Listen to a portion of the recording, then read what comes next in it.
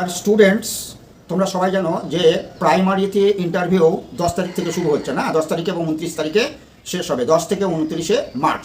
তো ইন্টারভিউর যে প্রশ্নগুলো করে সেগুলো আমি একে একে বলছি, তাই না? প্রথমত কিন্তু যে ড্রেসটা পরে যাবে, পোলাইট ড্রেস যেন হয়।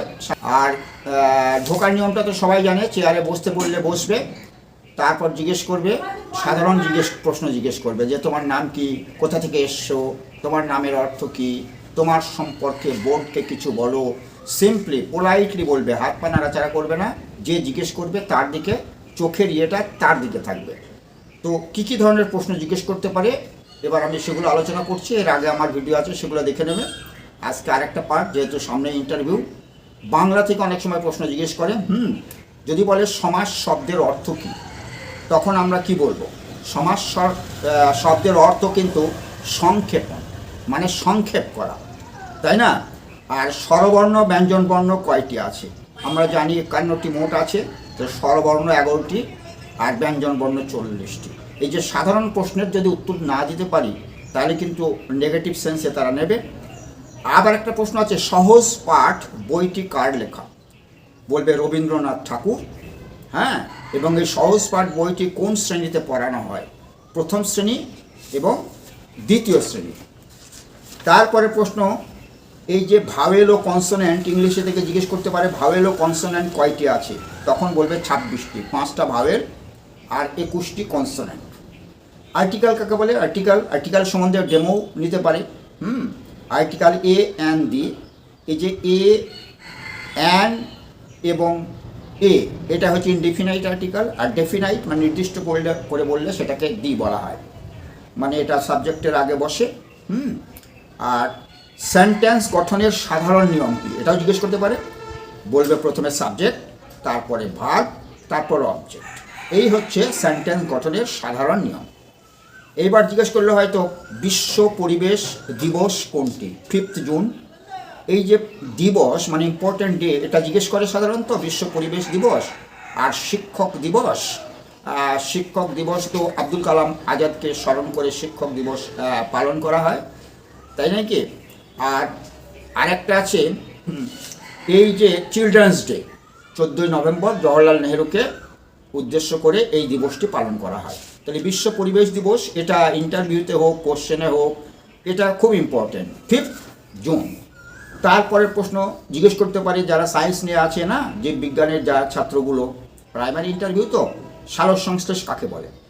তখন বলবে কি বলবে? যে সূর্যালোকের উপস্থিতিতে ক্লোরোফিলের সাহায্যে প্রকৃতি থেকে কার্বন ডাইঅক্সাইড এবং জল, এইগুলোর সংমিশ্রণে শর্করা জাতীয় খাবার তৈরি হয়, সঙ্গে সঙ্গে কিন্তু কিছু জল এবং অক্সিজেনও নির্গত হয়। তাহলে এখানে প্রশ্ন হতে পারে সালোক সংশ্লেষ কোথায় হয়? তখন বলবে সবুজ অংশে হয়।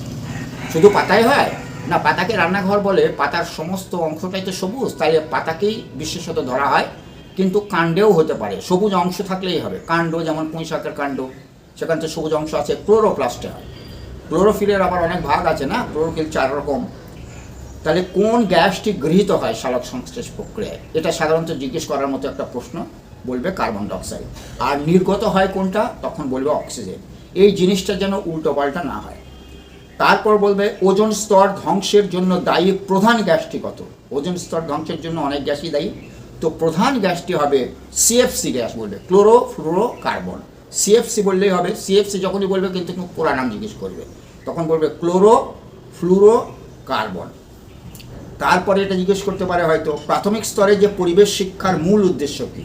যে প্রাথমিক স্তরে পরিবেশ শিক্ষা দেবো কেন, তার মূল উদ্দেশ্য কী? তখন উত্তরে বলবে শিশুকে তার চারপাশ সম্পর্কে সচেতন করা এবং পরিবেশের সঙ্গে মেলবন্ধন ঘটানো। এই জন্যেই পরিবেশ শিক্ষাটা প্রাথমিক স্তরের অন্তর্ভুক্ত করা হয়েছে। তখন বলবে লুপ্তপ্রায় প্রাণী জানো? লুপ্তপ্রায় প্রাণী বলবে এন্ডেঞ্জারাস, যেগুলো মানে পরিবেশ থেকে অদূর ভবিষ্যতে হয়তো সেগুলোর বিনাশ ঘটবে, আর দেখতে পাওয়া যাবে না পৃথিবীতে। তাহলে বলবো উদাহরণ দাও। তখন বলবে একশৃঙ্গ গন্ডার, রয়্যাল বেঙ্গল টাইগার, এইগুলো। আবার হয়তো জিজ্ঞেস করলো নিচের কোন মাধ্যমে শব্দের গতিবেগ সবচেয়ে বেশি? জলে, বাতাসে, ইস্পাতে না কাঁচে? অবশ্যই ইস্পাতে হবে, কঠিন জিনিস যেটা। তার মাধ্যমে তো শব্দের গতিবেগ সবচেয়ে বেশি হবে না। তাহলে বলবে বিদ্যুৎ পরিবাহী নয় এমন একটা জিনিসের নাম করো, তো তখন রাবার বলবে। রাবার, পলিথিন এগুলো কি দিয়ে বিদ্যুৎ এক স্থান থেকে অন্য স্থানে যেতে পারে? না, পারে না। তারপরে জিজ্ঞেস করতে পারে নবায়নযোগ্য শক্তির উৎস কী? নবায়নযুক্ত শক্তির উৎস কী? একমাত্র সূর্য রশ্মি বা সোলার সিস্টেম যেটা বলা হয়, সোলার এনার্জি। তারপর ইন্টারনেট চালু কত সালে হয়েছে? বলবে 1969 সালে। তারপর এই যে MKS পদ্ধতিতে ভরের একক কী?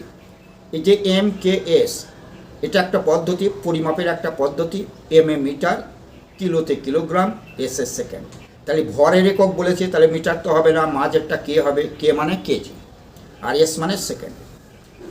আবার জিজ্ঞেস করতে পারে অল্টিমিটার কি? তখন বলবে অল্টিমিটার হচ্ছে উচ্চতা পরিমাপক যন্ত্র।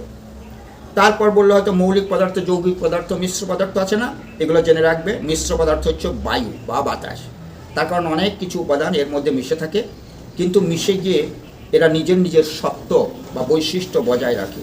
মৌলিক পদার্থ যে পদার্থগুলো ভাঙলে শুধু সেই পদার্থটি পাবো, যেমন লোহা। আর মিশ্র পদার্থ বায়ু। আর যৌগিক পদার্থ মানে কি? দুটো বা তার ততোধিক কোনো মৌলিক পদার্থের সংমিশ্রণে একটা যৌগ তৈরি হবে, যেটা থেকে সহজে আর পুনরায় ফিরে পাওয়া যাবে না, যেমন জল, তাই নয় কি? তারপর বলবে NPK। এই যে এগ্রিকালচার বিষয়ে একটা প্রশ্ন জিজ্ঞেস করতে পারি, NPK এর পুরা নাম কি? এনে কিন্তু নাইট্রোজেন, পিতে কিন্তু ফসফরাস, পটাশিয়াম নয় কিন্তু।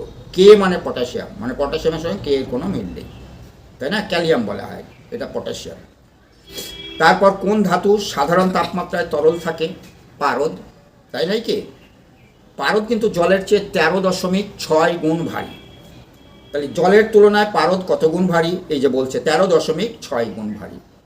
তারপর বলছে AI এর এখন খুব প্রচলন। AI এর পুরা নাম কি? তখন বলবে আর্টিফিশিয়াল ইন্টেলিজেন্স।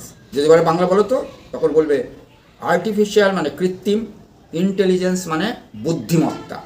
তাহলে আর্টিফিশিয়াল ইন্টেলিজেন্স AI এর পুরা নাম, আর বাংলা অর্থ হচ্ছে কৃত্রিম বুদ্ধিমত্তা। ভারতের কোন রাজ্যে রেল লাইন নেই? অনেকগুলো রাজ্য আছে না, কোন রাজ্যে রেল লাইন নেই? উত্তর হবে সিকিম। সিকিম এমন একটি রাজ্য যেখানে কোনো রেল লাইন নেই। তারপর বলে প্রজাতন্ত্র দিবস পালন হয় কত তারিখে? হ্যাঁ, বলবে 26শে জানুয়ারি, তাই না? প্রজাতন্ত্র দিবস। তা প্রজাতন্ত্র দিবসের কুচকাওয়াজ এটা কোথায় অনুষ্ঠিত হয়? তখন বলবে লালকেল্লা।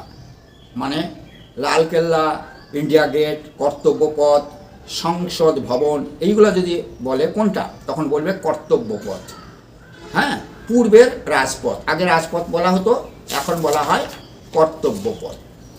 এবার অর্থনীতির জনককে বলতে পারো, তখন বলবে অ্যাডাম স্মিথ। আর আধুনিক অর্থনীতির জনক কে যদি বলে, তখন বলবে পল স্যামুয়েলসন। প্রশ্ন তো যে কোনো প্রশ্নই করতে পারে, তাই নাকি? তো সব ধরনের প্রশ্ন, কোথা থেকে প্রশ্ন কী করবে জানা নেই, অতএব এগুলো ঠিক করে জানা যাবে। Thank you all.